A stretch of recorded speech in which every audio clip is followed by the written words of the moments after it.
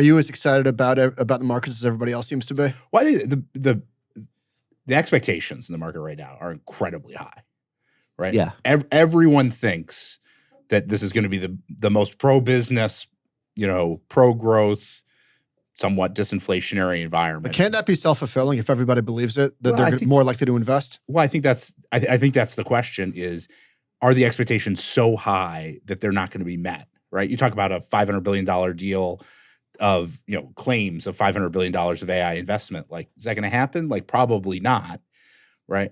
At that scale, there's obviously more AI investment coming, but amongst those companies, there's just very high expectations that the question is, does the policy actually deliver, right? And there's certainly, and I think there's a lot of ambiguity out there on that, which is if you look at a certain subset of the policies, they're not particularly pro-business, right? If you look at the policies on immigration, that's not a particularly pro-business set of policies. If you look at the policies on tariffs, that's not a particularly pro-business set of policies.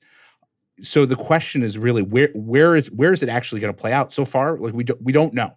We don't know. I think that's an important thing to recognize. Hope is at max levels, and reality is still totally ambiguous. So how much of this is going to be like macro, like employment, labor markets, interest rates, path of Fed funds futures versus, okay, what does NVIDIA actually earn next quarter? Well, I think for NVIDIA itself, what they earn. Well, not just NVIDIA, but the macro versus the bottom up. Here's the thing. I'm a macro guy, so I'll tell you the answer, which is I think it's going to be macro driven.